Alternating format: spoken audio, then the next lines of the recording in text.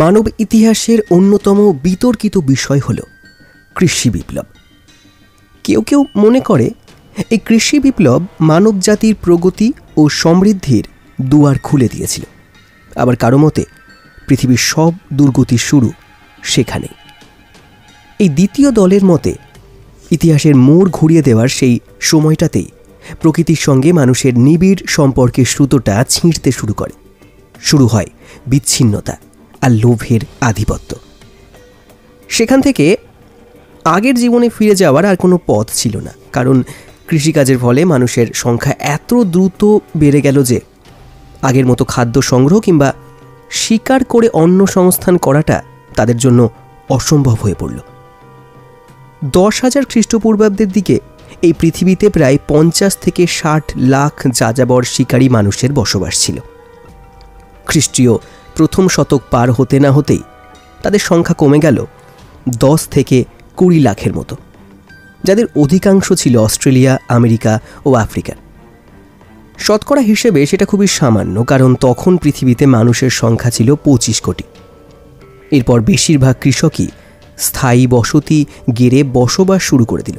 অল্প কিছু পশুপালকই কেবল যাযাবর থেকে গেল। স্থায়ী বসতি তৈরি করার সঙ্গে সঙ্গে মানব গোষ্ঠীগুলোর আকার অনেকটা ছোট হয়ে এলো। প্রাচীন শিকারী মানুষেরা বিশাল এলাকা জুড়ে থাকত, ক্ষেত্রবিশেষে যার আকার হতো কয়েকশো বর্গ কিলোমিটার। বাসা বলতে তারা বুঝত সেই পুরো এলাকাটাতেই, সেখানকার পাহাড়, নদী, বন, আকাশ সব কিছুই। অন্যদিকে কৃষকদের দিনের বেশিরভাগই কাটত এক টুকরো জমিতে কাজ করে, আর বাকি সময়টা কাটত কাঠ, পাথর আর মাটির তৈরি ছোট্ট ঘরে। নিজের ঘরের প্রতি কৃষক মানুষের সেই যে প্রবল আকর্ষণ জন্মালো, তারই সুদূর প্রসারী প্রভাব পড়েছে মানুষের স্থাপত্য ও মনস্তত্ত্বে।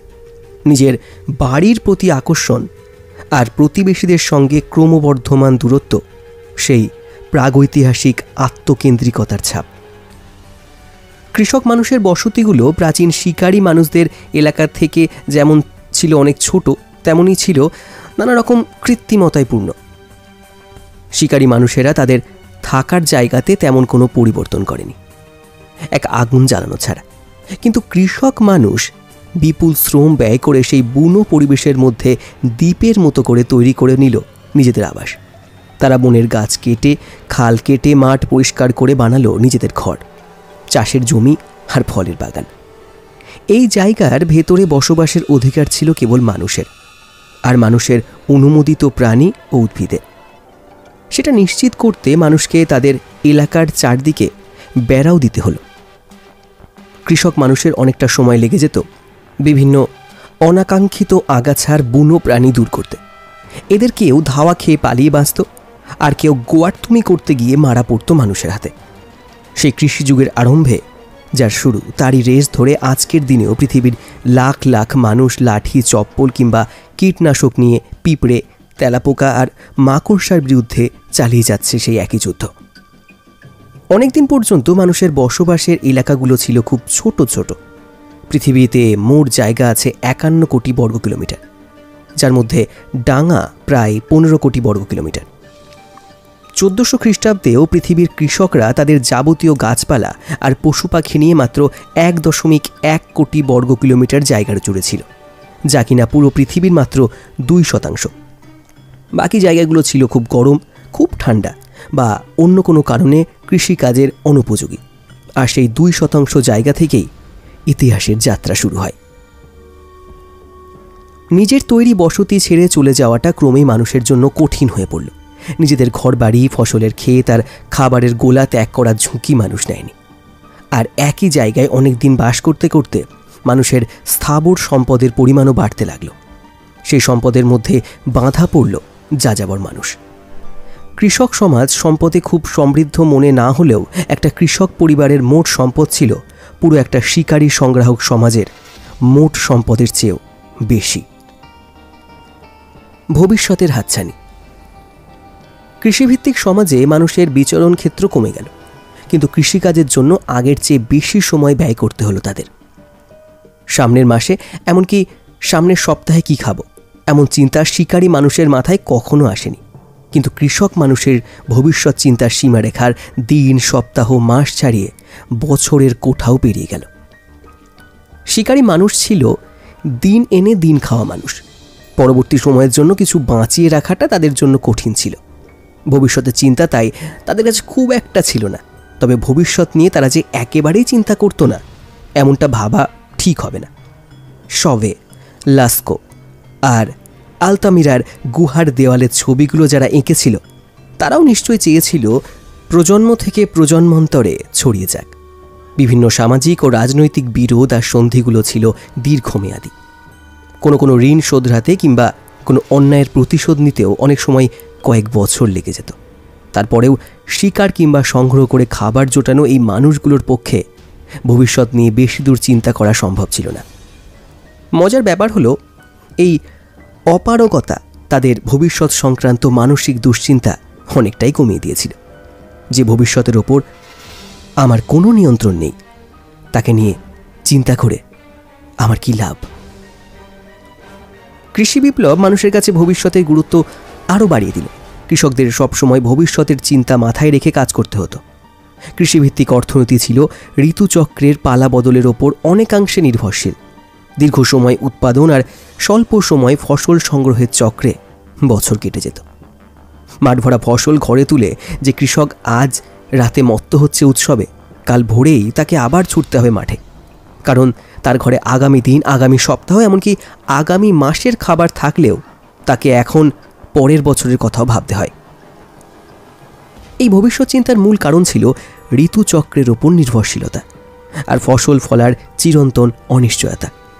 যেসব গ্রামে অল্প কিছু ফসল চাষ আর পশুপালন করা হতো, খরা, বন্যা আর মহামারীর ভয় তাদের পিছু ছাড়ত না। কাজেই কৃষকদের সব সময় নিজেদের প্রয়োজনের চেয়ে বেশি খাবার মজুত করে রাখতে হতো। আগে হোক বা পরে কোনো না কোনো বছর খারাপ সময় আসবেই, আর সেই খারাপ সময়টাতে পর্যাপ্ত খাবারের মজুত না থাকলে না খেয়ে থাকতে হবে। এই দূরদর্শিতার অভাবে অনেক কৃষককেই অকালে মরতে হয়েছে। সেই কৃষিযুগের শুরু থেকেই অনাগত ভবিষ্যতের জন্য দুশ্চিন্তা হয়ে গেল মানুষের চিরসঙ্গী। যেসব কৃষক ফসলের ক্ষেতে জলের জন্য বৃষ্টির ওপর নির্ভর করত, তাদের প্রতি বর্ষাকাল শুরু হতো নতুন দুশ্চিন্তা নিয়ে। তাদের অনেকটা সময় যেত আকাশের দিকে তাকিয়ে আর বাতাসের গন্ধ শুকে। সময় মতো বৃষ্টি হবে কিনা, হলেও পরিমাণ মতো হবে কিনা, ঝড় এলে ফসল উড়িয়ে নিয়ে যাবে না তো, এসব ছিল তাদের নিত্যদিনের চিন্তা। আবার ইউফ্রেটিস, সিন্ধু আর ওয়াংহো নদীর অববাহিকার কৃষকদের চিন্তার বিষয় ছিল নদীর জলের উচ্চতা। এইসব নদীর জল বেড়ে দুকুল ভাসিয়ে দিত বন্যায়, তাতে সব ফসলের খেতে পৌঁছাতো জল, আর ওপরে জমতো উর্বর পলিমাটির স্তর। কিন্তু কখনো বন্যাটা সময় মতো না হলে কিংবা খুব বেশি হলেই সর্বনাশ। শুধু এটুকুই নয়, কোনো দুর্যোগ এলে কীভাবে সেটা সামাল দেওয়া যাবে সেই দুশ্চিন্তাও কৃষকদের দিশেহারা করে ফেলত। সেজন্যই তারা আরও বেশি জমি চাষ করত, খাল কাটত আর বেশি বেশি বীজ বুনত।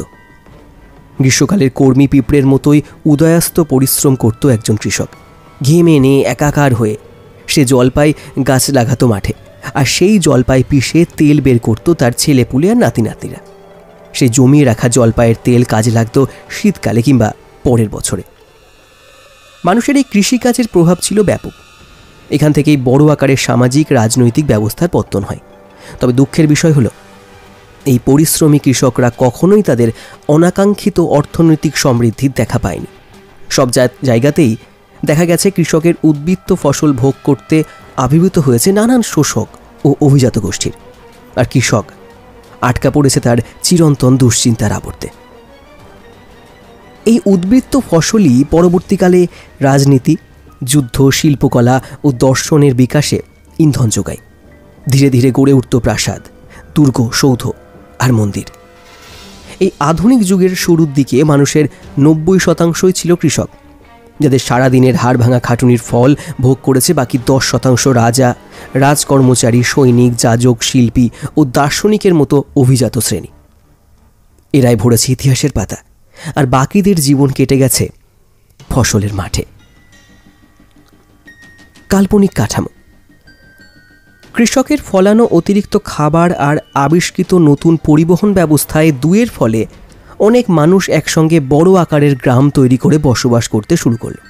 কালক্রমে বড় গ্রাম থেকে শহর, শহর থেকে নগর, আর এই সব কিছু মিলে তৈরি হলো বিশাল এক রাজ্য আর ব্যবসা বাণিজ্যের কেন্দ্র। এসব বড় নগর ও রাজ্য প্রতিষ্ঠার পর যেসব নতুন সম্ভাবনার দ্বার উন্মুক্ত হলো, তার সম্পূর্ণ সদ্ব্যবহার মানুষ করতে পারেনি। কারণ শুধু উদ্বৃত্ত খাদ্য ও পরিবহন ব্যবস্থায় এর জন্য যথেষ্ট ছিল না।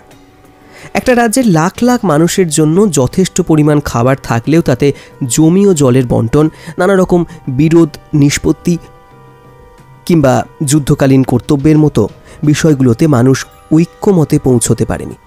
খাদ্যের অভাবে নয়, বরং এই ঐক্যের অভাবেই মানুষের মধ্যে নানা রকম দ্বন্দ্ব শুরু হয়। ফরাসি বিপ্লবের শুরু হয়েছিল বর্ণাঢ্য উকিলেরা, ক্ষুধার্ত কৃষক নয়। ভূমধ্যসাগরের চারদিক থেকে সম্পদ সংগ্রহ করে খ্রিস্টীয় প্রথম শতকে রোমান সাম্রাজ্য কল্পনা অতীত অর্থ ও ক্ষমতার অধিকারী হয়। অথচ ঠিক সেই সময় সেখানকার রাজনৈতিক কাঠামোতে ভাঙন ধরছিল নানা রকম অন্তর্ঘাতে। 1991 সালে যুগোস্লাভিয়াতে খাদ্য অভাব ছিল না, তবু এক রক্তক্ষয়ী যুদ্ধে দেশটি টুকরো টুকরো হয়ে যায়। এসব অনর্থের মূলে ছিল মানুষের যথাযথ বিবর্তনের জন্য প্রয়োজনীয় সময়ের অভাব। মানুষের লাখ লাখ বছরের বিবর্তন হয়েছে ছোট ছোট গোষ্ঠীতে। কৃষিকাজ শুরু করার পর থেকে রাজ্য গঠন পর্যন্ত বিবর্তনের জন্য যে কয়েক হাজার বছরের সময় মানুষ পেয়েছে, সেটা এত বড় গোষ্ঠী গঠন করার মানসিকতা তৈরির জন্য যথেষ্ট ছিল না। সেই খাবার সংগ্রহ করার যুগে কয়েকশো অপরিচিত মানুষ কোনো রকম জৈবিক তাড়না ছাড়াই দল বাঁধতে পারত, আর এটা সম্ভবত কিছু মিথে প্রচলিত গল্পে তাদের বিশ্বাসের ফলে। অবশ্য এই ধরনের গোষ্ঠীতে পারস্পরিক সহযোগিতার সুযোগ খুব বেশি ছিল না। এই ছোট আকারের মানব গোষ্ঠীগুলো ছিল স্বয়ংসম্পূর্ণ। নিজেদের প্রায় সব প্রয়োজন তারা নিজেরাই মেটাত। কৃষি বিপ্লব পরবর্তী সময়টাকে না জানা 20,000 বছর আগের কোনো সমাজতাত্ত্বিক হয়তো বলতেন মিথের ক্ষমতা খুব বেশি নয়। এই বড়জোর 100-500 মানুষের মিথের প্রভাবে কড়ি বিনিময় করতে, অদ্ভুত কিছু উৎসবে অংশ নিতে কিংবা নিয়ান্ডারথালের একটি দলকে ধরে পেটাতে পারে, এর বেশি কিছু নয়। তাই বলে লাখ লাখ মানুষকে দিয়ে একই রকম চিন্তা বা কাজ করিয়ে নেওয়া মিথের পক্ষে অসম্ভব। কিন্তু ইতিহাস তেমনটা বলে না। মানুষের মধ্যে একবার ভালো মতো ছড়িয়ে পড়তে পারলে মিথের ক্ষমতা হয়ে যায় অকল্পনীয়। কৃষি বিপ্লবের পর যখন নগরা রাজ্য প্রতিষ্ঠার উপক্রম হচ্ছিল, সে সময়ে মানুষের মধ্যে ক্ষমতাধর দেবদেবী কিংবা মাতৃভূমির মতো বিষয়গুলো নিয়ে নানা রকম গল্প কাহিনী তৈরি হয়। এই গল্পগুলোই মানুষের মধ্যেকার সামাজিক সম্পর্ককে আরও দৃঢ় করে। বিবর্তন এগোচ্ছিল আগের মতো খুব ধীরে, কিন্তু মানুষের কল্পনার দৌড় এবারে তাকে হারিয়ে দিল। এই কল্পনা শক্তির জোরেই পৃথিবীর ইতিহাসে প্রথমবারের মতো এত এত মানুষ সহযোগিতার সম্পর্কে আবদ্ধ হল। 8,500 খ্রিস্টপূর্বাব্দের দিকে পৃথিবীর সবচেয়ে বড় মানব বসতি ছিল জেরিকো গ্রাম। লোকসংখ্যা ছিল কয়েকশো। 7,000 খ্রিস্টপূর্বাব্দে আনাতোলিয়া চাতালিয়ক শহরের জনসংখ্যা ছিল 5 থেকে 10,000-এর মতো। সেটাও ছিল তখনকার পৃথিবীর বৃহত্তম বসতি। খ্রিস্টপূর্ব 5ম ও 4র্থ সহস্রাব্দে নীল নদের অববাহিকা ও বদ্বীপের উর্বর ভূমিতে যে শহর গড়ে উঠেছিল তার লোক সংখ্যা ছিল আরও বেশি, আর সে শহরের আওতায় ছিল আশেপাশের অনেক গ্রাম। 3,100 খ্রিস্টপূর্বাব্দের মধ্যেই সম্পূর্ণ নীল নদ অববাহিকা প্রথম মিশরীয় সাম্রাজ্যের অধীন হয়। তখনকার ফেরাওরা শাসন করতেন হাজার হাজার বর্গ কিলোমিটার এলাকার লাখ লাখ মানুষকে। 2250 খ্রিস্টপূর্বাব্দের দিকে মহান সাগন পত্তন করেন পৃথিবীর প্রথম সাম্রাজ্যের আক্কাদীয় সাম্রাজ্য। সে সাম্রাজ্যে প্রজার সংখ্যা ছিল নিযুতের ঘরে, আর সেনাবাহিনীতে স্থায়ী সদস্য ছিল 5,400 জন। আর 1000 থেকে 500 খ্রিস্টপূর্বাব্দের মধ্যে মধ্যপ্রাচ্যে বৃহৎ সাম্রাজ্যের উদ্ভব হয়, যার মধ্যে ছিল আসিরীয়, ব্যাবিলনীয় ও পারস্য সাম্রাজ্য। এসব সাম্রাজ্যে প্রজার সংখ্যা ছিল কোটির কাছাকাছি, আর সৈন্য ছিল 10,000-এর মতো। 221 খ্রিস্টপূর্বাব্দে সমগ্র চীন জুড়ে গঠিত হয় চীন সাম্রাজ্য, চীন। আর তার কিছুকাল পরে রোমান সাম্রাজ্যের অধীনে আসে ভূমধ্যসাগরীয় অঞ্চল। চীন সাম্রাজ্যের হাজার হাজার স্থায়ী সৈন্য আর লক্ষাধিক রাজকর্মচারীর বেতন আসত প্রায় 4 কোটি প্রজার দেয়া কর থেকে। ওদিকে রোমান সাম্রাজ্যের স্বর্ণযুগে প্রায় 10 কোটি প্রজার কাছ থেকে কর আদায় করা হতো। সেই করের অর্থই একদিকে 2.5 থেকে 5 লাখ সৈন্যের খোরাক জোগাত, অন্যদিকে সেই অর্থেই তৈরি হয় প্রায় 1500 বছর ধরে ব্যবহৃত রাস্তা। আজ আমরা ওখানে যেসব থিয়েটার আর অ্যাম্পি থিয়েটার দেখতে পাই, সেগুলো তৈরি হয়েছে তখনই। প্রাচীন মিশরীয় আর রোমান সাম্রাজ্যের লাখ লাখ মানুষের সহযোগিতায় গড়া সমাজের গল্পটা যতটা দারুণ মনে হয়, আসলে ব্যাপারটা তেমন নয়। সহযোগিতা শব্দটা অনেকটা নিঃস্বার্থ শোনালেও সেটা সবসময় স্বাধীনতা ও সাম্যের কথা বলে না। মানুষের বড় বড় সংগঠনের বেশিরভাগই একসময় অত্যাচার আর শোষণের পথে এগিয়ে গেছে। এমন সংগঠন গড়ার মূল্য কৃষকরা চুকিয়েছেন তাদের উদ্বৃত্ত খাদ্যটুকু দিয়ে। কর সংগ্রাহকদের কলমের একটি খোঁচায় কৃষককে তার সারা বছরের কঠোর পরিশ্রমের ফসলটুকু হারাতে হতো।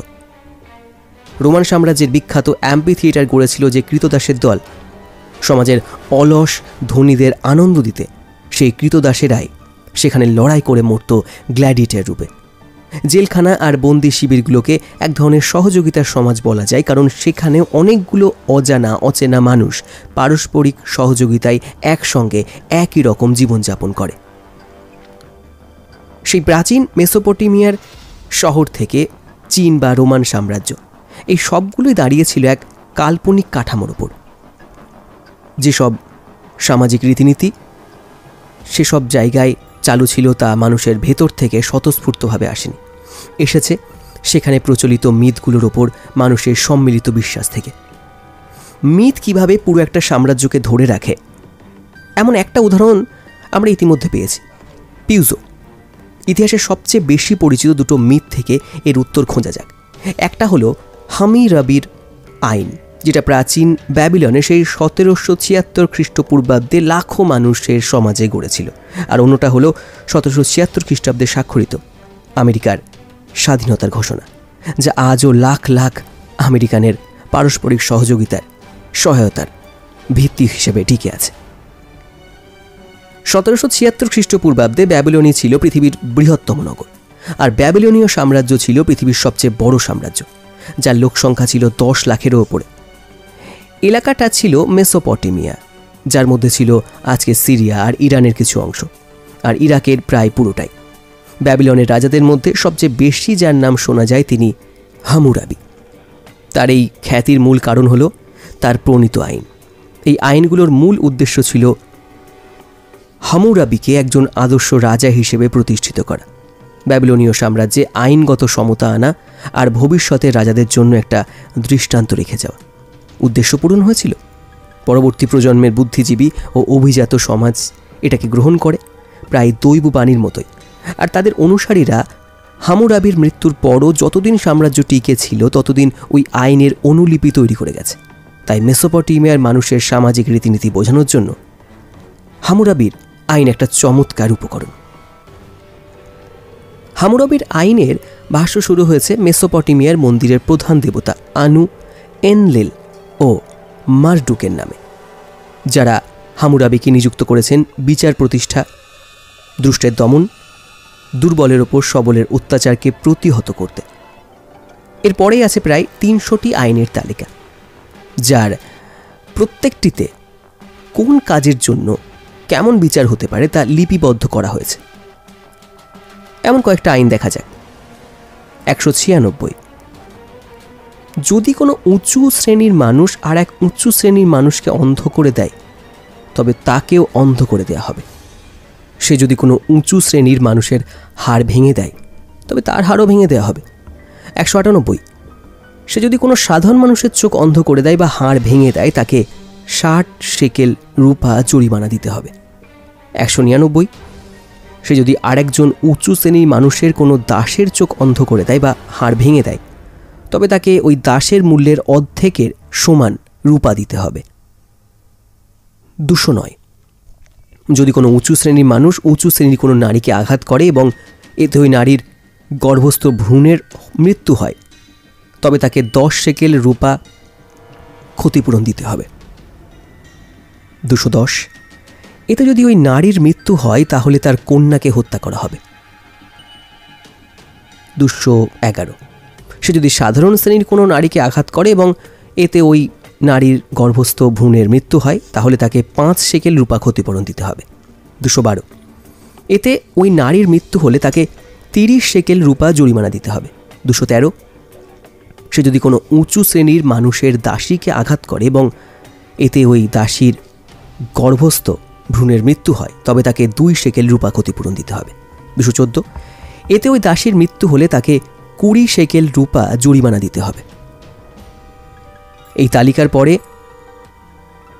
হামুরাবি বলেছেন, এগুলো হলো জীবনের সত্য ও সঠিক পথে চলার জন্য রাজা হামুরাবির প্রতিষ্ঠিত ন্যায়সঙ্গত সিদ্ধান্ত।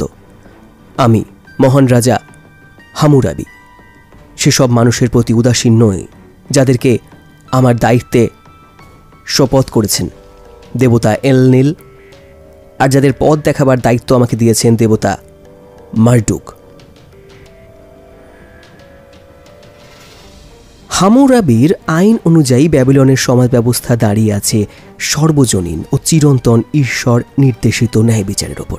সামাজিক স্তরবিন্যাস ও আইনের সবচেয়ে গুরুত্বপূর্ণ বিষয়, এই আইন অনুযায়ী মানুষ 2 লিঙ্গ ও 3 শ্রেণীতে বিভক্ত।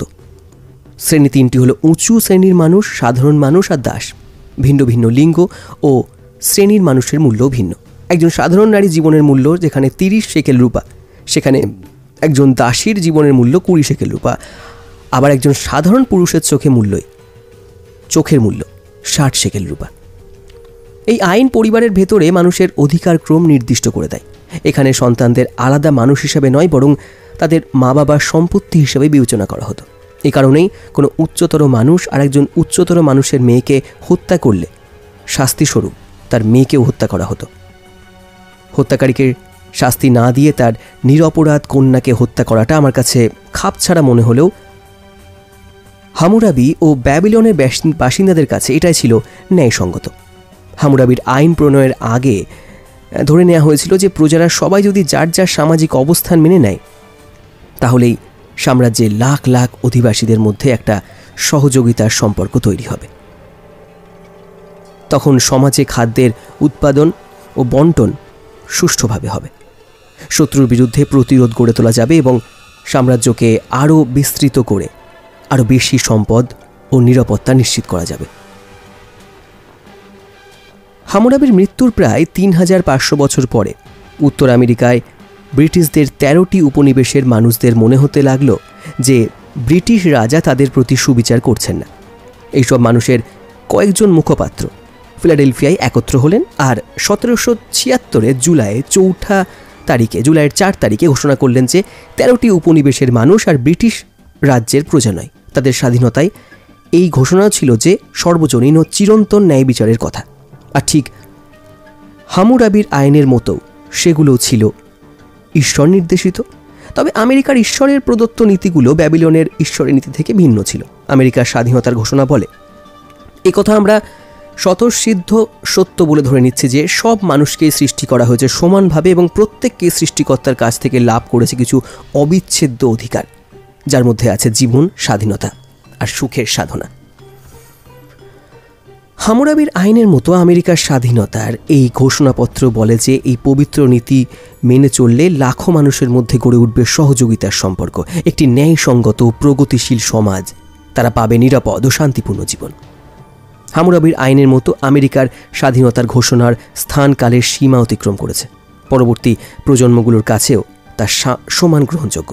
200 বছরের বেশি সময় ধরে আমেরিকার স্কুলগামী ছাত্রছাত্রীরা এটা শিখেছে। পাশাপাশি তুলনা করলে দেখলে এই দুটো নিয়ম নীতি আমাদের দ্বিধায় ফেলে দেয়।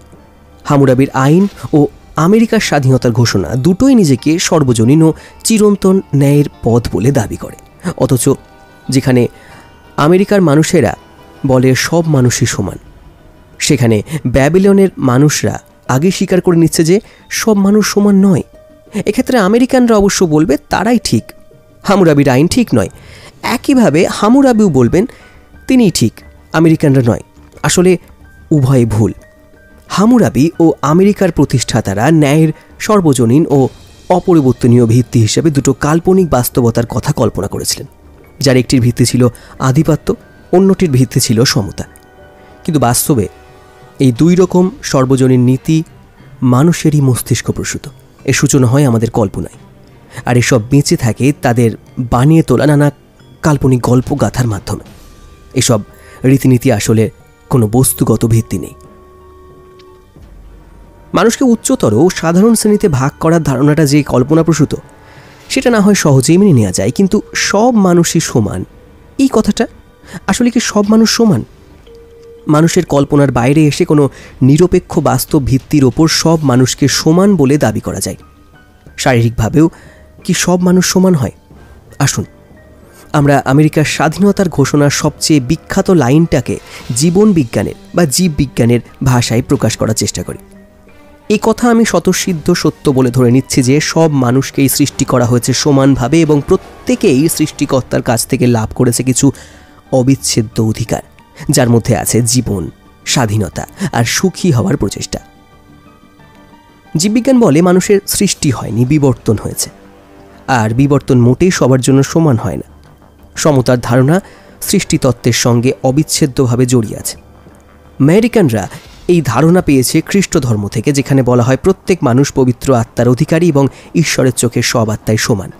এখন আমরা যদি ঈশ্বর, সৃষ্টি, আত্মা এই খ্রিস্ট ধর্মীয় শব্দগুলোকে বাদ দিয়ে চিন্তা করি, তাহলে সব মানুষ সমান এই কথার অর্থ কী দাঁড়ায়? বিবর্তন পার্থক্য তৈরি করে, সমতা নয়। প্রত্যেক মানুষের ভিন্ন ভিন্ন জিন সংকেত আছে, যা জন্মের পর থেকেই পরিবেশের দ্বারা নানাভাবে প্রভাবিত হয়। এভাবেই মানুষের মধ্যে নানা রকম বৈশিষ্ট্যের বিকাশ ঘটে, আর তার ফলে টিকে থাকার সম্ভাবনাও হয় এক একজনের এক এক রকম। কাজেই সব মানুষকেই সৃষ্টি করা হয়েছে সমানভাবে, না বলে বলা উচিত মানুষ ভিন্ন ভিন্নভাবে বিবর্তিত হয়েছে। জীববিজ্ঞানে যেমন মানুষের সৃষ্টি হওয়ার কথা কোথাও বলা হয়নি, তেমনই বলা হয়নি কোনো ঈশ্বর এবং ঈশ্বরের কাছ থেকে কোনো কিছু লাভ করার কথাও। সেখানে মানব জন্মের পেছনে শুধু একটি প্রক্রিয়ার চলমান আছে, তা হলো অন্ধ উদ্দেশ্যহীন বিবর্তন। তাই সৃষ্টিকর্তার কাছ থেকে লাভ করেছে না বলে বলা উচিত মানুষ জন্মেছে। একইভাবে বলা যায় জীববিজ্ঞানে অধিকার বলেও কিছু নেই, আছে শুধু অঙ্গ প্রত্যঙ্গ, দক্ষতা ও বৈশিষ্ট্য। পাখির ওড়ার অধিকার আছে বলে সে ওড়ে না, পাখি ওড়ে তার ডানা আছে তাই। আর এসব অঙ্গ প্রত্যঙ্গ, দক্ষতা, বৈশিষ্ট্য অবিচ্ছেদ্য নয়, কারণ এগুলোর পরিব্যক্তি ঘটে, ফলে এদের পরিবর্তন হয়, আবার কখনো হারিয়েও যায়, যেমন উট পাখি হারিয়েছে তার ওড়ার ক্ষমতা। কাজেই অবিচ্ছেদ্য অধিকার এই জায়গায় বলা উচিত পরিবর্তনশীল বৈশিষ্ট্য। এখন বিবর্তনের মাধ্যমে উদ্ভূত বৈশিষ্ট্যগুলোর দিকে নজর দেওয়া যাক। জীবন ব্যাপারটা ঠিক আছে, কিন্তু স্বাধীনতা? জীববিজ্ঞানের স্বাধীনতা বলেও কিছু নেই। সমতা ও অধিকারের মতো স্বাধীনতাও মানুষের কল্পনাপ্রসূত একটি ধারণা।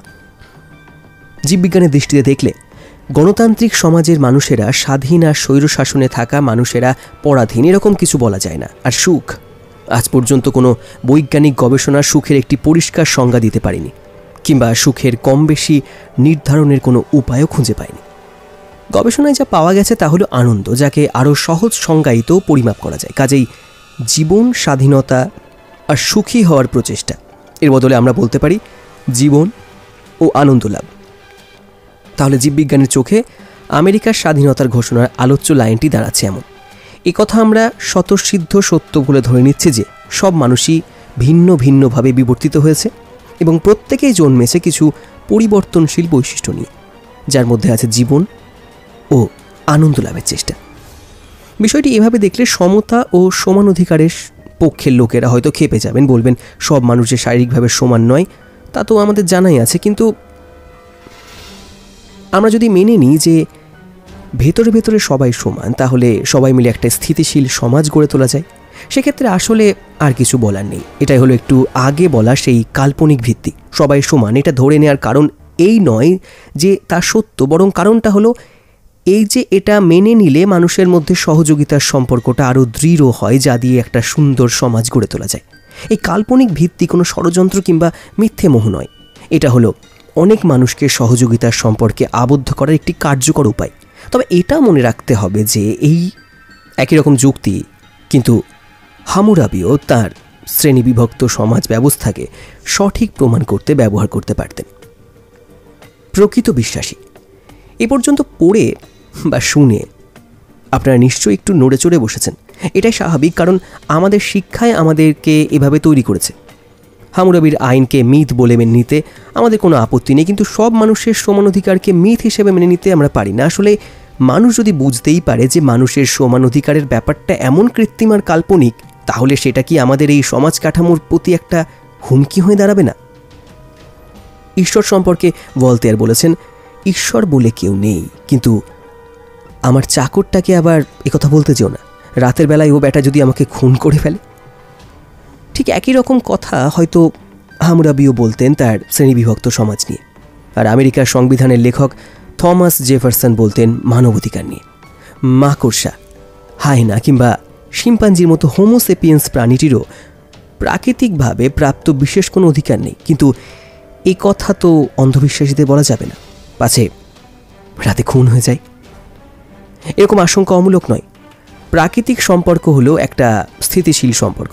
মানুষ যদি মাধ্যাকর্ষণের অস্তিত্ব আর বিশ্বাস না করে, তাহলে কাল সকাল থেকে মাধ্যাকর্ষণ উধাও হয়ে যাবে না। অন্যদিকে একটা কৃত্রিম শৃঙ্খলাবদ্ধ সম্পর্ক সবসময় ভেঙে পড়ার ঝুঁকির মধ্যে থাকে, কারণ এরকম সম্পর্কগুলো দাঁড়িয়ে থাকে কিছু মিথের ওপর, আর মিথগুলো টিকে থাকে মানুষের বিশ্বাসে। এই ধরনের শৃঙ্খলা টিকিয়ে রাখে রীতিমতো শ্রমসাধ্য কাজ। এই শৃঙ্খলা টিকিয়ে রাখার জন্য মানুষ অনেক সময় সহিংসতার পথও বেছে নেয়। সেনাবাহিনী, পুলিশ, আদালত আর জেলখানাগুলো মানুষকে এই শৃঙ্খলায় বেঁধে রাখতে কাজ করে যায় নিরন্তর। প্রাচীন ব্যাবিলনে কেউ কাউকে অন্ধ করে দিলে চোখের বদলা চোখ নীতিতে তার শাস্তি বিধান হতো। আবার 1860 সালে যখন আমেরিকার বেশিরভাগ মানুষ বুঝতে পারল তাদের আফ্রিকান দাসেরাও মানুষ এবং মানুষের সব স্বাধীনতা তাদের জন্য প্রযোজ্য, তখন বাকিদেরকে সেটা বোঝাতে তো রীতিমতো গৃহযুদ্ধ বেঁধে গেল। তবে এমন কাল্পনিক শৃঙ্খলা টিকিয়ে রাখতে শুধু সহিংসতাই যথেষ্ট নয়, এর সঙ্গে প্রয়োজন হয় এই শৃঙ্খলার ধারণার বিশ্বাসী কিছু আন্তরিক অনুসারী। প্রিন্স ট্যালির্যান্ডের কথা ধরা যাক। তিনি তার বর্ণাঢ্য রাজনৈতিক জীবনে কাজ করেছেন রাজা ষোড়শ লুইয়ের অধীনে, অংশ ছিলেন ফরাসি বিপ্লবের, কাজ করেছেন নেপোলিয়নের অধীনে। শেষ জীবনে তার আনুগত্যটা পুনর্প্রতিষ্ঠিত রাজতন্ত্রের দিকে ছিল। কয়েক দশক ধরে সরকারের সঙ্গে তার কাজের অভিজ্ঞতার পরিচয় পাওয়া যায় তার একটি উক্তি থেকে। বেয়োনেট দিয়ে অনেক কিছু করা যায়, তবে ওটার ওপর বসে পড়াটা খুব সুখকর নয়। অনেক সময় 100 সৈনিকের কাজ একজন যাজক করে ফেলতে পারেন অনেক সস্তায় আর সহজে, আর বেয়োনেট যতই কার্যকর হোক না কেন ওটা ব্যবহারের জন্য মানুষও তো চায়। সৈনিক, কারারক্ষী, বিচারক, পুলিশরাও কি একটা কাল্পনিক শৃঙ্খলা ধরে রাখতে চেষ্টা করবে যদি তারা নিজেরাই সেটা বিশ্বাস না করে? মানুষ যত রকম যৌথ কর্মকাণ্ড আছে তার মধ্যে সবচেয়ে কঠিন হলো সন্ত্রাস। যদি বলি সমাজকে শৃঙ্খলাবদ্ধ করে রাখে সেনাবাহিনী, তবে সঙ্গে সঙ্গে প্রশ্ন ওঠে সেনাবাহিনীর শৃঙ্খলা নিশ্চিত করে কে? শুধু ভয়ভীতি দেখিয়ে পুরো একটা সেনাবাহিনীকে নিয়ন্ত্রণ করা যায় না। সেনাবাহিনীতে শৃঙ্খলা আনতে হলে বাহিনীর সবাই না হোক অন্তত উচ্চপদস্থ সৈনিকদের একটা কিছুর উপরে বিশ্বাস রাখতে হয়। সে একটা কিছু হতে পারে ঈশ্বর, হতে পারে মর্যাদা, হতে পারে মাতৃভূমি, পৌরুষ কিংবা অর্থ। এই সামাজিক পিরামিডের ওপর তলায় থাকা লোকেদের নিয়ে আর একটা প্রশ্ন চলে আসে, তারা কি এমন একটা শৃঙ্খলার প্রতিষ্ঠা করতে চাইতো যদি তারা নিজেরাই সেটা বিশ্বাস না করে? সবার প্রথমে যে উত্তরটা মাথায় আসে সেটা হলো তারা তাদের উদাসীন মনের নিতান্ত ব্যক্তিগত আকাঙ্ক্ষা বা খেয়াল থেকেই এমন কাজ করে।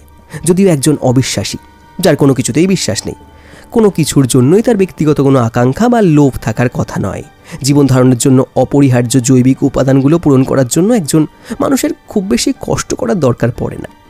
সেসব চাহিদা পূরণ হলে মানুষ টাকা খরচ করে পিরামিড বানায়, ছুটিতে বিশ্বভ্রমণে বের হয়, নির্বাচনী প্রচারে টাকা ঢালে, প্রিয় সন্ত্রাসী সংগঠনকে টাকা পাঠায়, শেয়ার বাজারে বিনিয়োগ করে এবং আরও টাকা কামায়।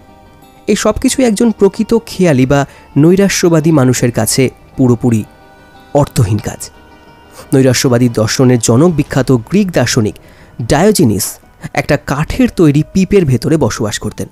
একদিন ডায়োজেনিস যখন সূর্যের আলোয় বিশ্রাম নিচ্ছেন, বিখ্যাত সম্রাট আলেকজান্ডার তার কাছে এসে উপস্থিত হলেন এবং তাকে জিজ্ঞাসা করলেন তিনি কোনোভাবে ডায়োজেনিসের উপকারে আসতে পারেন কিনা। উত্তরে নৈরাশ্যবাদী ডায়োজেনিস মহান আলেকজান্ডারকে বললেন, অবশ্যই পারেন, একটু পাশে সরে দাঁড়ান। আপনি সামনে এসে দাঁড়ানোর কারণে সকালের রোদটা ঠিকমতো গায়ে লাগছে না।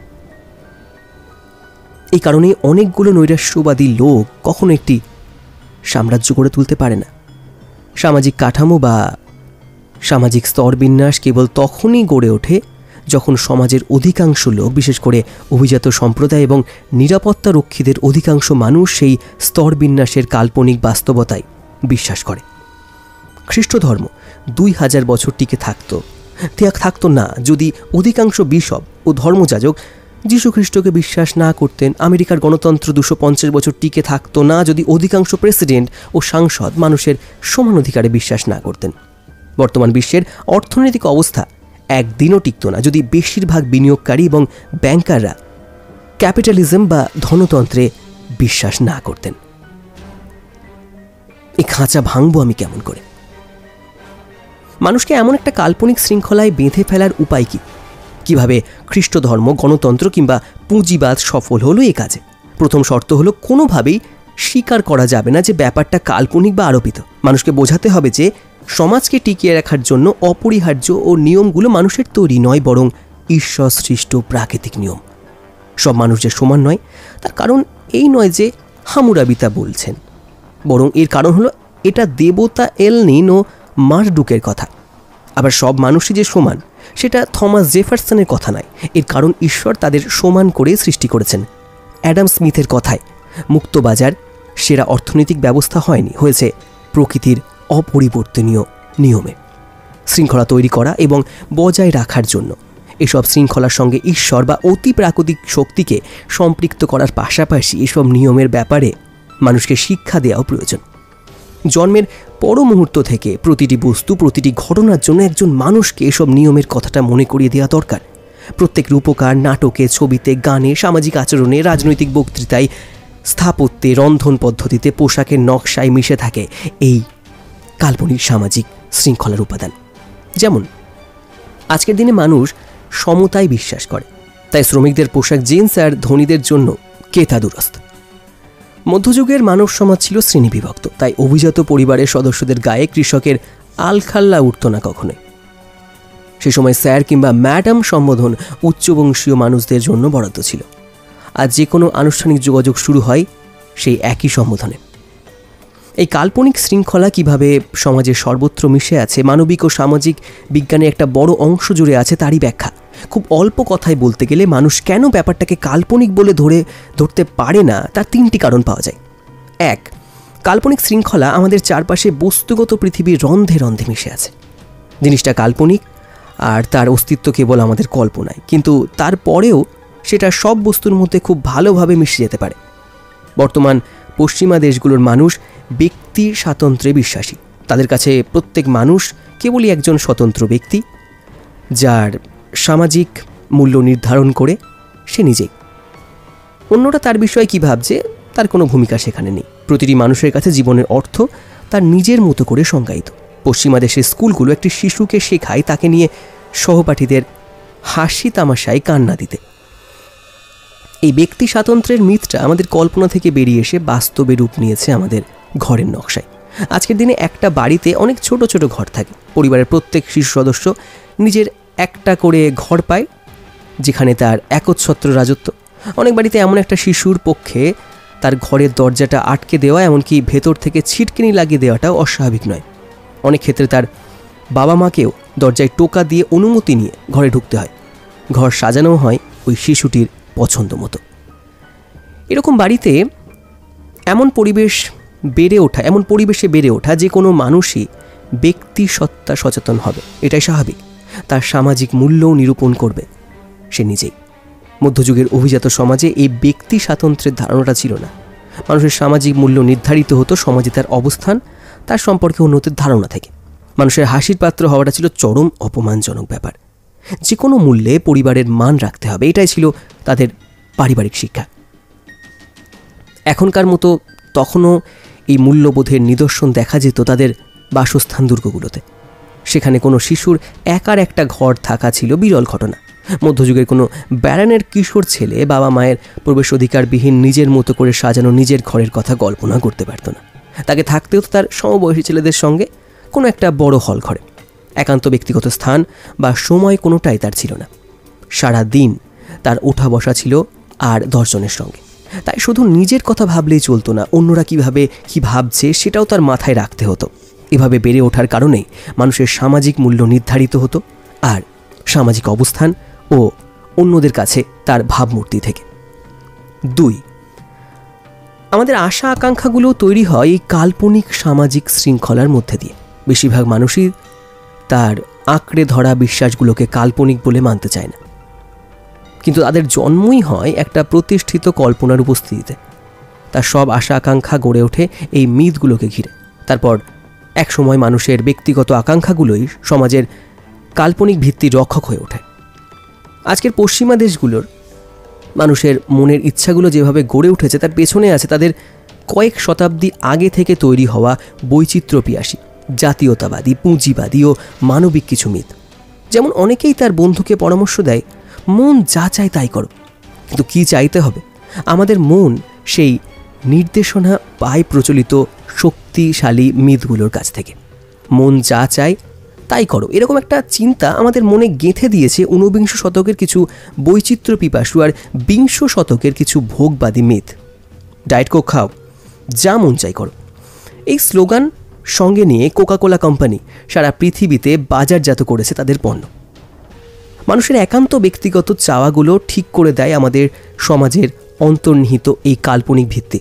ইদানিং ছুটি কাটানোর একটা জনপ্রিয় উপায় হলো দেশের বাইরে কোথাও বেড়াতে যা। এটাকে স্বাভাবিক বা প্রাকৃতিক কর্মকাণ্ড বলার কোনো সুযোগ নেই। একটা শিম্পাঞ্জি গোষ্ঠীর প্রধান কখনোই আরেকটি গোষ্ঠীতে গিয়ে তার অবসর সময় কাটাতে চাইবেন। প্রাচীন মিশরের অভিজাত সমাজের মানুষ পিরামিড বানিয়ে কিংবা মমি করে মৃতদেহ সংরক্ষণে প্রচুর অর্থ ব্যয় করেছে, কিন্তু কেনাকাটা করতে ব্যাবিলনে বা স্কি করতে ফিনিশিয়ায় যায়নি। আজকের দিনে মানুষ যে ছুটিতে প্রচুর টাকা খরচ করে বিদেশে যাচ্ছে তার পেছনে আছে বৈচিত্র্যপিয়াসী ভোগবাদী মিথ। বৈচিত্র্যপ্রবণের মিথ মানুষকে বোঝায় যে জীবনকে সম্পূর্ণ উপভোগ করতে চাইলে তাকে যত বেশি সম্ভব বৈচিত্র্যের স্বাদ দিতে হবে। খোলা মনে তাকে গ্রহণ করতে হবে সব সময় সব রকম মানবীয় আবেগ, অনুভূতি, বৈচিত্র্যময় সব সম্পর্ক, নানা স্বাদের খাবার, বিভিন্ন সুরের গান। সেটা করার একটা ভালো উপায় হলো দূরে এমন কোথাও চলে যাওয়া যেখানকার সংস্কৃতি, রং, রূপ, স্বাদ, গন্ধ আর সামাজিক রীতিনীতি বাঁধা ধরা জীবন ও পরিচিত পরিবেশ থেকে পুরোপুরি আলাদা। ভ্রমণ শেষে কিভাবে এই ভ্রমণ জীবনকে বদলে দিল, এই শিরোনামের গল্পটাও যুক্ত হবে বৈচিত্র্যপূর্ণতার এই মিথের সঙ্গে। এদিকে ভোগবাদী চিন্তাধারা আমাদের শেখায় সুখী হতে গেলে আমাদের যথাসম্ভব বেশি পণ্য বা সেবা ভোগ করতে হবে। যখনই কোনো কিছুর অভাব বোধ হবে বা মনে হবে একটা ঠিক মতো চলছে না, সেটা পূরণ করতে হবে কোনো পণ্য বা সেবা কিনে। ভোগ্য পণ্যগুলো কীভাবে আমাদের জীবনকে আরও উন্নত করে তার বর্ণনা তো টেলিভিশনের পর্দায় প্রত্যেক বিজ্ঞাপনে আমরা দেখতে পাই। বিচিত্র জিনিসের স্বাদ গ্রহণের প্রয়োজনীয়তা, এই ধারণার সঙ্গে খুব চমৎকারভাবে মিশে যায় ভোগবাদী দর্শন। বৈচিত্র্যপূর্ণতা ও ভোগবাদিতা মিলে সৃষ্টি হয়েছে এক অভিজ্ঞতার বাজার, আর তার উপরই দাঁড়িয়ে আছে বর্তমান পৃথিবীর পর্যটন শিল্প। পর্যটন শিল্প টিকিট বিক্রি করে না, হোটেলের ঘরও ভাড়া দেয় না, বিক্রি করে নিত্য নতুন অভিজ্ঞতা। এ শিল্পে প্যারিস কোনো শহর নয়, ভারতও কোনো দেশ নয়, কেবলই অভিজ্ঞতার ভাণ্ডার। অভিজ্ঞতা এমন এক পণ্য যা ভোগ করে মানুষের দৃষ্টি প্রসারিত হয়, মানুষ সুখী হয়।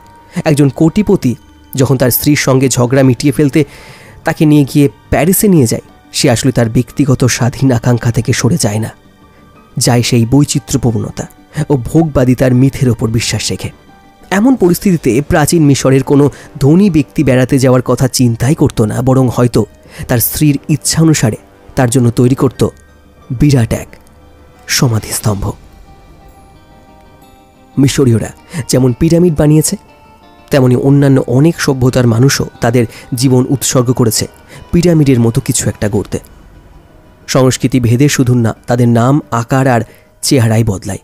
কারোর জন্য সেটা হয় বিরাট পিরামিড, কারোর জন্য সুইমিং পুল আর উঠান সহ শহরের একটা ছোট্ট বাড়ি। কিন্তু সভ্যতার গভীরে প্রথিত কোনো মিথের প্রভাবে সেটা করছে মানুষ। তার কথা কজন জানতে চায়? 3 নম্বর, সমাজের এই কাল্পনিক ভিত্তি টিকে আছে বহু মানুষের সামষ্টিক বিশ্বাসের ভিত্তিতে। হুট করে একজন পণ্ডিত মানুষ খুব চেষ্টা করে ব্যক্তিগতভাবে এইসব কাল্পনিক ধারণা থেকে বের হয়ে আসতেও পারে, তাতে সমাজের কিছু আসবে যাবে না। বড় কোনো পরিবর্তন আনতে হলে আরও লাখো লাখো মানুষকে সেটা বোঝাতে হবে। এই কারণেই এই কাল্পনিক ভিত্তি কোনো ব্যক্তিগত বিষয় নয়, বরং একটি আন্তঃব্যক্তিক বিষয়। ব্যাপারটা ভালোভাবে বুঝতে হলে আগে আমাদের নৈবেত্তিক, অবজেক্টিভ এবং সাবজেক্টিভ এবং ইন্টারসাবজেক্টিভ এই তিনটি শব্দ তাদের পার্থক্য জানতে হবে। নৈবেত্তিক অর্থাৎ অবজেক্টিভ ঘটনাগুলো মানুষের চিন্তা ও বিশ্বাসের ওপর নির্ভরশীল নয়। উদাহরণ হিসাবে তেজস্ক্রিয়তার কথা বলা যায়। তেজস্ক্রিয়তা কোনো মিথ নয়, মানুষ তেজস্ক্রিয়তা আবিষ্কারের আগেও তেজস্ক্রিয় বিকিরণ ছিল। এই বিকিরণ মানুষের জন্য বেশ বিপজ্জনক। মানুষেরা জানুক বা নাই জানুক, তেজস্ক্রিয়তার আবিষ্কারক মেরি কুরি সুদীর্ঘ সময় তেজস্ক্রিয় পদার্থ নিয়ে কাজ করলেও তিনি জানতেন না এটা তার শারীরিক ক্ষতির কারণ হতে পারে, তেজস্ক্রিয়তা মৃত্যু ঘটাতে পারে। এই কথায় তিনি বিশ্বাস না করলেও তার মৃত্যু হয় অ্যাপ্লাস্টিক অ্যামিনিয়া রোগে, যার কারণ ছিল অতিরিক্ত তেজস্ক্রিয় বিকিরণ। ব্যক্তিত্ব বিষয়গুলো ব্যক্তি নির্ভর। এগুলো নির্ভর করে একজন ব্যক্তির চিন্তাধারা ও বিশ্বাসের ওপর। বিশ্বাস পরিবর্তন হলে এই ব্যক্তিক ধারণাগুলোও বিলুপ্ত হয়। অনেক শিশুর মুখেই কাল্পনিক বন্ধুর কথা শোনা যায়, যে বন্ধু তার সঙ্গে খেলে কিংবা কথা বলে। বাকি সব মানুষের কাছে তার কোনো অস্তিত্ব নেই, কারণ সেই বন্ধুর অস্তিত্ব আছে কেবল ওই শিশুটির কল্পনার জগতে, যে জগৎ তার একান্তই ব্যক্তিগত। শিশুটি বড় হওয়ার সঙ্গে সঙ্গে তার এই বিশ্বাসও হারিয়ে যায়, সঙ্গে হারিয়ে যায় সেই কাল্পনিক বন্ধু। আন্তঃব্যক্তিক বিষয়গুলো বিশ্বাস নির্ভর, কিন্তু একজন ব্যক্তির উপর নির্ভরশীল নয়। এগুলো টিকে থাকে একই সঙ্গে অনেক মানুষের বিশ্বাসে ও তাদের সম্পর্কে। এক্ষেত্রে যদি সেই অনেক মানুষের একজনের বিশ্বাস পরিবর্তন হয় কিংবা একজন যদি মারাও যায়, তবু তাতে এই সম্মিলিত বিশ্বাসের কিছু যায় আসে না, সেটা টিকে থাকে আগের মতোই। কিন্তু যদি ওই বিশ্বাসের অনুসারে বেশিরভাগ লোক মারা যায় বা বিশ্বাস পরিবর্তন হয়, তবে ওই ধারণায় পরিবর্তন আসতে পারে, এমনকি সেটা বিলুপ্ত হয়ে যেতে পারে। এগুলো কোনো স্বার্থ হাসিলের জন্য বলা মিথ্যা বা রূপকথার মতো কিছু নয়। এগুলোর অস্তিত্ব ঠিক নৈবেত্তিক ধারণাগুলোর মতো। স্পষ্ট না হলেও মানব সমাজে এগুলোর প্রভাব ব্যাপক। মানব সমাজকে এগিয়ে নিয়ে যাওয়ার পথে যা কিছু চালিকা শক্তি হিসাবে কাজ করেছে, তার মধ্যে অনেকগুলোই আন্তঃব্যক্তিক। আইন, অর্থ, ঈশ্বর ও জাতির মতো ধারণাগুলো এর মধ্যে পড়ে। আবারও পিউজোর উদাহরণে ফিরে যাই।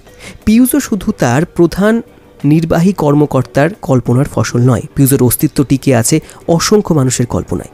এই প্রতিষ্ঠানটির অস্তিত্বে বিশ্বাস করেন তার প্রধান নির্বাহী কর্মকর্তা। তিনি বিশ্বাস করেন কারণ তার সঙ্গে এই ধারণায় বিশ্বাস করে এই প্রতিষ্ঠানের পরিচালনা পর্ষদ, প্রতিষ্ঠানের উকিল, ব্যাংকের কর্মচারীরা, শেয়ার বাজারের লোকেরা, আর ফ্রান্স থেকে অস্ট্রেলিয়া পর্যন্ত নানান দেশের গাড়ি ব্যবসায়ীরা।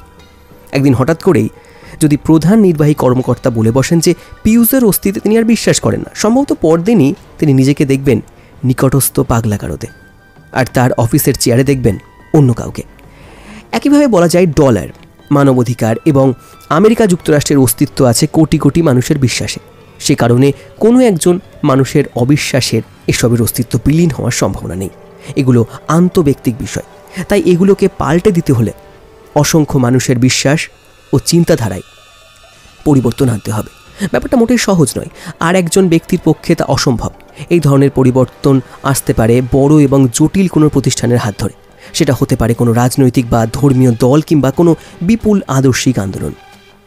আবার এই ধরনের প্রতিষ্ঠান গড়তে হলে একজন মানুষকে এই পরিবর্তনের জন্য পরস্পরকে সহযোগিতা করতে উদ্বুদ্ধ করতে হবে, আর সেটা তখনই সম্ভব হবে যখন তারা নতুন কোনো মিথের ওপর তাদের সম্মিলিত বিশ্বাস স্থাপন করবে। তাহলে ব্যাপারটা দাঁড়াচ্ছে এমন, সমাজের একটা কাল্পনিক ভিত্তি পাল্টে দিতে হলে সেখানে আর একটা কাল্পনিক ভিত্তি তৈরি করতে হবে বা প্রতিষ্ঠা করতে হবে। পিউজোকে নির্মূল করতে হলে তার চেয়ে শক্তিশালী কিছু প্রয়োজন। সেটা হতে পারে ফ্রান্সের আইন ব্যবস্থা, ফ্রান্সের আইনকে অকার্যকর করতে আরও বড় কিছু, যেমন ফ্রান্স রাষ্ট্রটি স্বয়ং।